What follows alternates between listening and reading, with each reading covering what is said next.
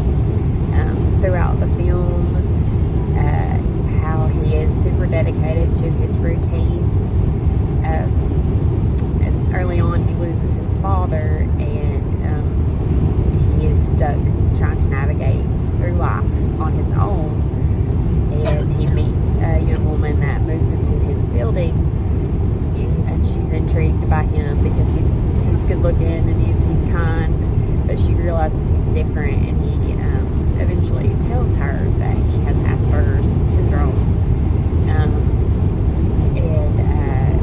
The whole movie is just about her navigating through that. She ends up getting a book and studying how to relate to people with Asperger's, so that she can get to know him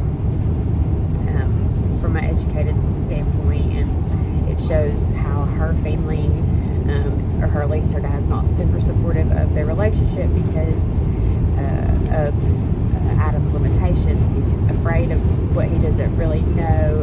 Adam is highly intelligent and super interested in space and being an astronaut and that kind of thing.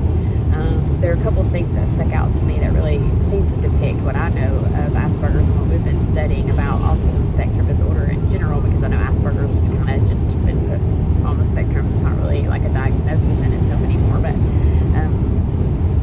there's a part where she's carrying all her groceries up the stairs, and he doesn't pick up on the fact that she needs help. He has to have like clear and direct instruction, and I have an image of that moment where she's like, I guess I'll carry all these heavy groceries up by myself, and he's like, okay, have fun with that. It's kind of comical, but we don't realize how there's little inferences throughout our communication that most quote-unquote normal people would kind of pick up on that people with Asperger's don't.